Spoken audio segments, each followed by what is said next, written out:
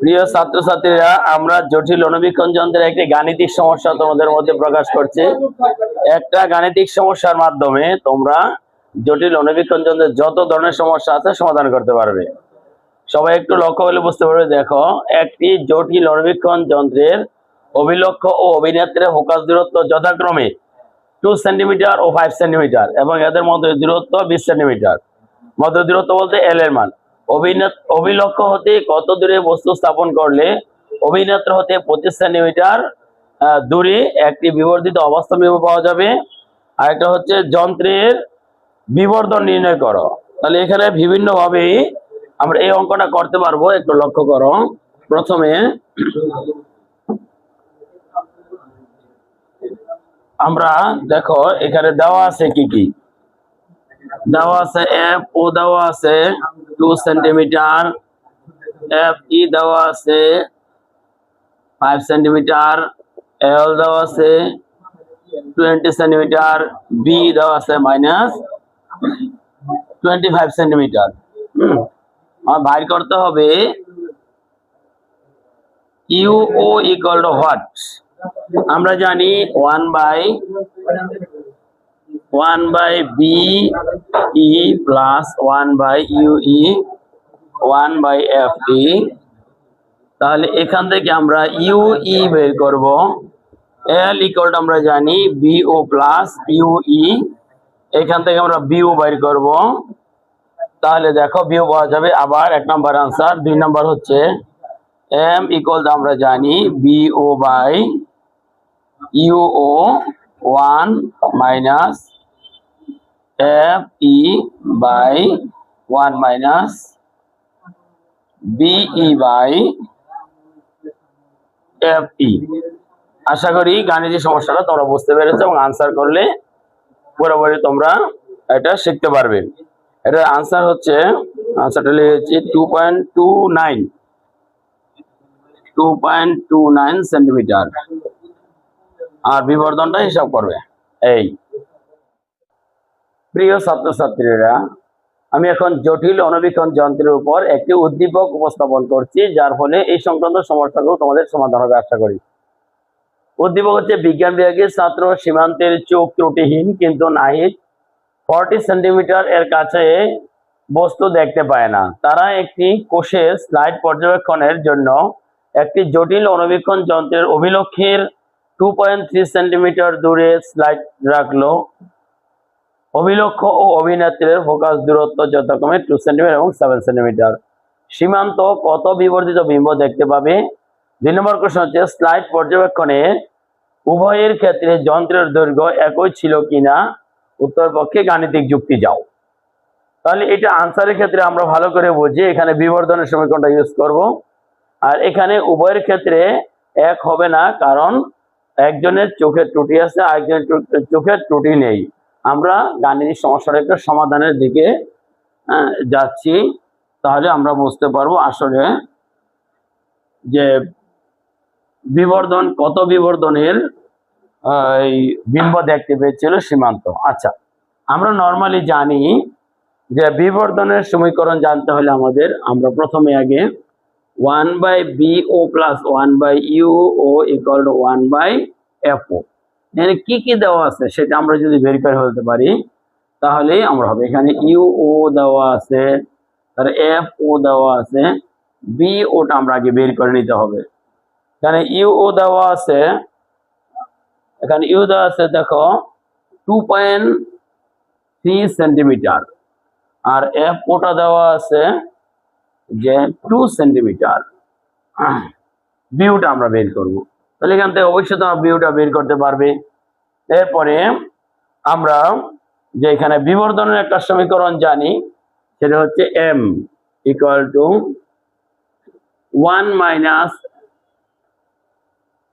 BO by FO into 1 minus BE by FO। এখানে মনে রাখবে বি মানে অভিলক্ষের বিম্বের দূরত্ব, আর অভিনেত্রের থেকে বিম্বের দূরত্ব হচ্ছে বিই, আর এটা হচ্ছে অভিলক্ষের ফোকাস দূরত্ব, এটা অভিনেত্রের ফোকাস দূরত্ব। তোমরা এখানে এম এর যে মানটা পাবে সেই মানটা হচ্ছে 30.4। 30.4 গুণ, তোমরা মিলিয়ে নিবে। এরপরে বলা হচ্ছে যে স্লাইড পর্যবেক্ষণে উভয়ের ক্ষেত্রে যন্ত্রের দৈর্ঘ্য একই ছিল কিনা। যন্ত্রের দৈর্ঘ্য বের করতে হলে আমরা জানি অবশ্যই এল এর মানটা, আমরা যন্ত্রের দৈর্ঘ্য মানে হচ্ছে এল এর কথাটা এখানে বোঝানো হয়েছে। প্রথমে দেখো আমরা অভিলক্ষ হতে বস্তুর দূরত্বটা আমরা জেনে গেলাম। বস্তুর দূরত্ব হচ্ছে দেখো অভিলক্ষে বস্তু দূরত্ব আমরা কি পেলাম, বিম্বের দূরত্ব।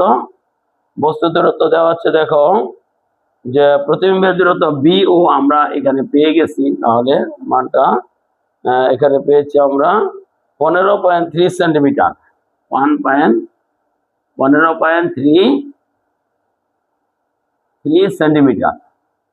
এখন দেখো আমরা এখানে কিভাবে বের করব। দেখো দুইজন, একজন হচ্ছে সীমান্তের ক্ষেত্রে। প্রথমে আমরা যদি বের করি, দেখো যে প্রথমে আমরা বের করব যে সীমান্তের ক্ষেত্রে।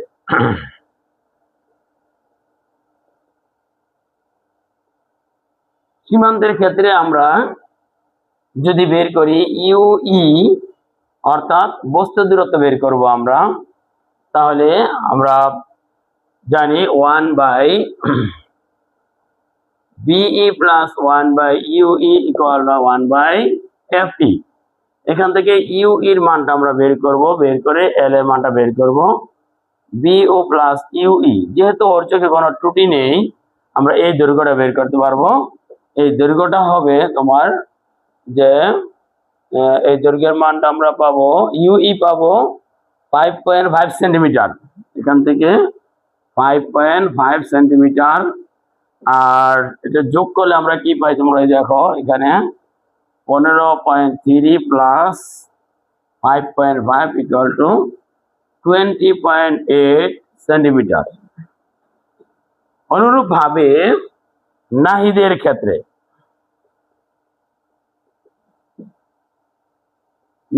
ক্ষেত্রে, ইউই প্রাইম বের করবো আমরা, কারণ তার ক্ষেত্রে বিম্বের দূরত্ব সে 40 সেন্টিমিটার, অর্থাৎ 40 সেন্টিমিটার দূরত্বে বস্তু দেখতে পাই। দেখো তাহলে ওর এটা হবে বি, যেটা তোমার আমরা যেটা দেখতে পাই সে বলছে মানে বিই প্রাইম, যেটা সেটা হবে তোমার 40 সেন্টিমিটার।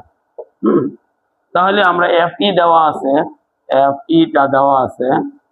এফই এর মানটা আমরা দেখেছিলাম কত, যে 7 সেন্টিমিটার, সম্ভবত 7 সেন্টিমিটার।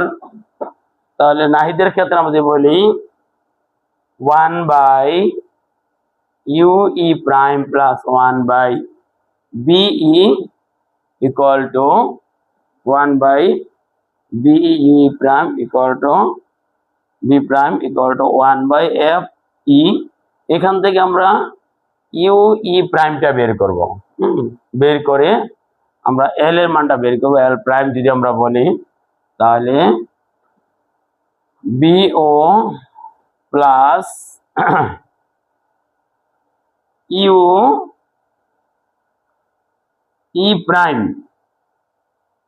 এল এর মানটা আর কি। তাহলে আমরা দেখো নাহিদের ক্ষেত্রে আমরা পেয়ে যাবো এখানে এল এর মানটা, বিওটা একই থাকবে, অর্থাৎ 15.3 প্লাস ইউই প্রাইমটা আমরা এখানে পাবো, ইউই প্রাইম আমরা এখানে পাবো তোমার যে 6 সেন্টিমিটার। তাহলে এখানে 6 যদি আমরা দিয়ে দেই, তাহলে 15 আর 6 21.3 সেন্টিমিটার, অর্থাৎ এল প্রাইম, অর্থাৎ আমরা যে এখানে দেখাই এল প্রাইম ইজ গ্রেটার দেন এল, অর্থাৎ নাহিদের এই সীমান্তের ক্ষেত্রে যন্ত্রের দৈর্ঘ্য হচ্ছে 20.8, আর নাহিদের ক্ষেত্রে যন্ত্রের দৈর্ঘ্য হচ্ছে 21.3, অর্থাৎ নাহিদ এবং সীমান্ত যন্ত্রের দৈর্ঘ্য একই পর্যবেক্ষণ করবেন না। এ হচ্ছে তোমাদের আজকের কোশ্চেনের আনসার। যদি আরেকটি কোশ্চেন করা যায়, যদি তোমাকে বলে এই যন্ত্রটা কি, দূরবীক্ষণ যন্ত্র বানাতে হলে কি করতে হবে, একটা সহজ পদ্ধতি হলো লেন্স দুটিকে ট্রান্সফার করতে হবে। অভিলক্ষের লেন্সটাকে অভিনেত্রে নিয়ে আসতে হবে, আর অভিনেত্রের লেন্সটাকে অভিলক্ষে নিয়ে যেতে হবে। তাহলেই তোমার দূরবীক্ষ যন্ত্র হয়ে যাবে। এক্ষেত্রে দূরবীক্ষণ যন্ত্র আমরা বলেছি অসীম ফোকাসিং করা যায় এবং নিকট ফোকাসিং করা যায়। তোমরা সহজে নির্ণয় করবে অসীম ফোকাসিং এর ক্ষেত্রে যন্ত্রের দৈর্ঘ্য আর বিবর্ধন, নিকট ফোকাসিং এর ক্ষেত্রে যন্ত্রের দৈর্ঘ্য এবং বিবর্ধন যদি তোমরা নির্ণয় করো তাহলে আমরা আশা করি সকল সমস্যার সমাধান করতে পারবে। প্রিয় স্টুডেন্ট, আমরা তোমাদের আজকে জ্যামিতিক আলোক বিজ্ঞানের ক্লাস 4 আলোচনার মাধ্যমে মানে তোমাদের আলোচনা মোটামুটি শেষ করলাম। তোমাদের প্রতি আমার আন্তরিক ধন্যবাদ জ্ঞাপন করছি। তোমরা যারা আমার গত 3টা ক্লাসই দেখেছো এবং 4টাও দেখবে আশা করি।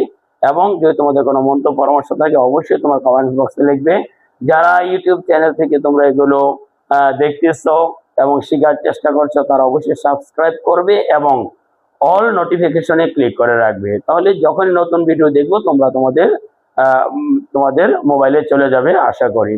আর যারা ফেসবুক পেজ থেকে দেখো তারা অবশ্যই ফলো করে রাখবে।